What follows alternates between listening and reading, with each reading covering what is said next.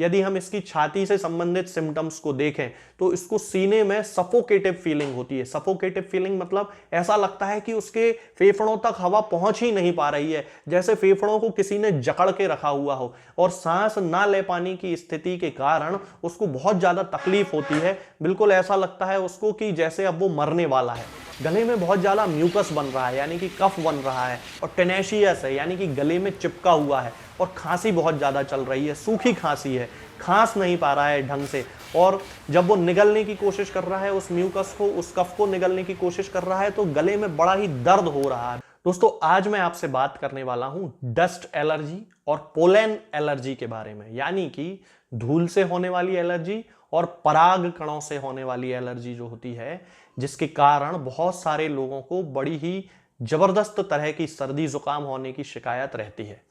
तो इन दोनों ही बीमारियों में हम किस होम्योपैथिक दवा का उपयोग कर सकते हैं, आज इस वीडियो में मैं आपको बताऊंगा। अब ये जो दवा है दोस्तों, इसके अलावा भी होम्योपैथी में बहुत सारी दवाएं आती हैं जो कि मरीज के लक्षणों के आधार पर दी जाती हैं। लेकिन जब कभी ऐसा हो कि किसी भी मरीज में कोई स्पेसिफिक लक्षण किसी मेडिसिन का दिखाई ना दे रहा हो और उसकी जो कंडीशन है वो बहुत ज़्यादा ख़राब हो, आंखों से लगातार उसको पानी आ रहा हो, ज़बरदस्त उसको छींकें आ रही हों, आंखें उसकी लाल पड़ गई हों, गले में उसको बहुत ज़्यादा दर्द हो रहा हो, नाक से पानी निकल रहा हो, तब इस कंडीशन में हम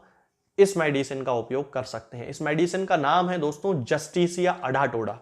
होम्योपैथिक मेडिसिनल सिस्टम में जैसा कि मैंने आपको बताया कि जब किसी बीमारी से कोई व्यक्ति परेशान है, खास तौर से रेस्पिरेटरी ट्रैक्ट यानी कि हमारे श्वसन तंत्र की जो बीमारी है, हमारी नाक से संबंधित, हमारे गले से संबंधित, हमारे फेफड़ों से संबंधित, ट्रैकिया से संबंधित, ब्रोंकाई से संबंधित, इस तरह की किसी भी बीमारी में जब भी किसी मेडिसिन के खास लक्षण कभी दिखाई नहीं दे रहे हो, तब हम जस्टिसिया अडाटोडा का उपयोग करते हैं। और इस मेडिसिन से ये जितने भी केसेस होते हैं लगभग सभी में काफी अच्छा इंप्रूवमेंट, काफी अच्छे रिजल्ट देखने में मिलते हैं।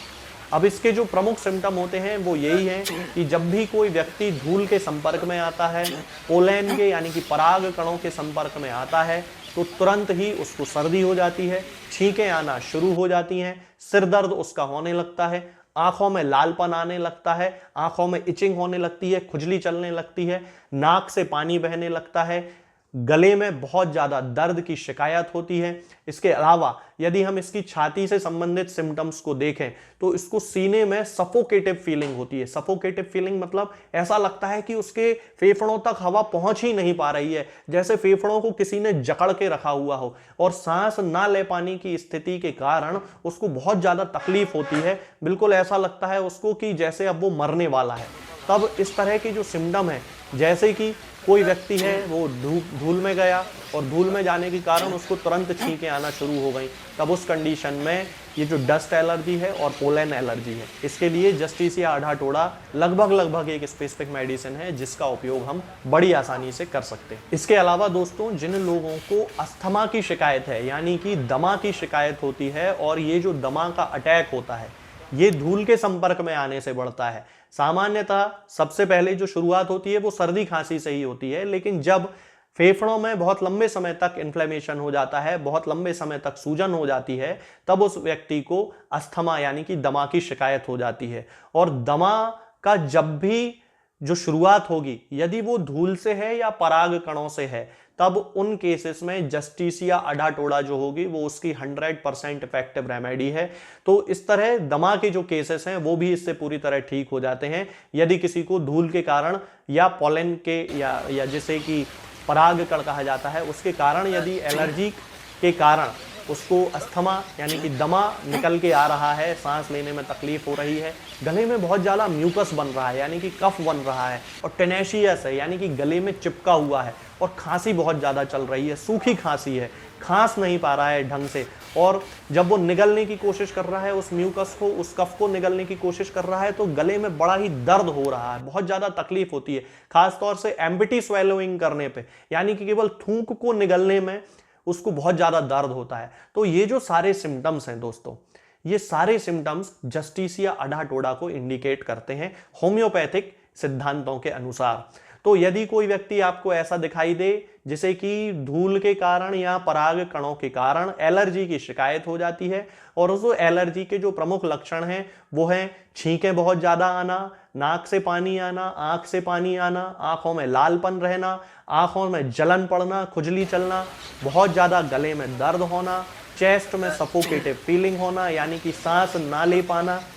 खाना या थूक निकलने में खास तौर से बहुत ज्यादा गले में दर्द होना, सूखी खांसी चलना और गले में कफ का जम जाना, और वो कफ जो है उसे निकालने में बहुत ज्यादा तकलीफ होना। तब इन सारे सिम्टम्स में आप जस्टिसिया अडाटोडा उस मरीज को दे सकते हैं, बहुत अच्छे रिजल्ट देती है। तो अगर हम इसकी पोटेंसी की बात करते हैं तो हमें जनरल जो एक्यूट केस है यानी कि शुरुआती अवस्था जो है बीमारी की, उस समय हमें जस्टिसिया अडाटोडा की 30 पोटेंसी लेके आना है, और इसकी 2 बूंद सुबह, 2 बूंद दोपहर में और 2 बूंद शाम को देना है। डायरेक्ट जीभ पे रख दीजिए, पानी वानी की जरूरत सामान्यतः नहीं पड़ती है। यदि किसी को टेस्ट में कोई खराबी लगती हो तो फिर वो 1-2 चम्मच पानी में मिला के भी पी सकता है, कोई प्रॉब्लम नहीं है। ये ध्यान रखना है कि दवा हमेशा खाली पेट खाना है, बिल्कुल ध्यान से, और दवा खाने के आधे घंटे पहले से आधे घंटे बाद तक कुछ भी नहीं खाना है, इस चीज का भी हमें ध्यान रखना है। तो इस तरह कंटिन्यू यदि हम उसको 7-8 दिन दे देते हैं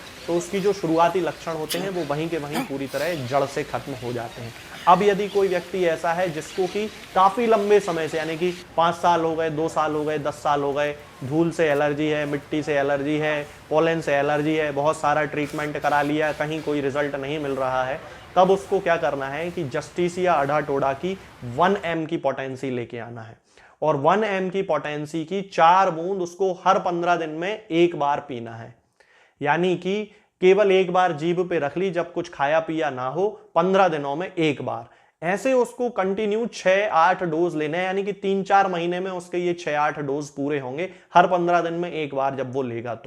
तो आप देखेंगे कि धीरे धीरे जो उसके सिम्टम्स हैं वो एकदम से तो ठीक नहीं होगा, लेकिन 3-4 महीनों के इस पूरे पीरियड में वो पूरी तरह उसकी जो बीमारी है वो जड़ से खत्म हो जाए। तो ये जो दवा है दोस्तों जस्टिसिया अडाटोडा, ये आपको किसी भी होम्योपैथिक मेडिकल स्टोर पे बड़ी आसानी से मिल जाएगी, आप इसका यूज करना शुरू कर सकते हैं। आज के इस वीडियो में फिलहाल इतना ही। आगे के वीडियोस में मैं आपसे बात करूंगा कुछ नई बीमारियों के बारे में और उनकी होम्योपैथिक दवाओं के बारे में। तब तक के लिए जय हिंद, जय भारत।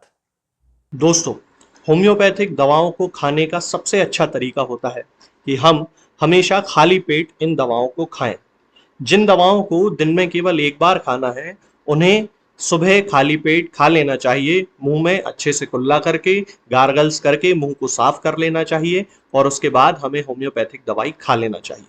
जिन दवाओं को दिन में 2 बार या 3 बार या 4 बार खाना होता है, उन दवाओं को खाली पेट खाने का मतलब होता है कि हम उन दवाओं को खाने के लगभग आधे घंटे पहले या फिर 2 से ढाई घंटे बाद ही खाएं।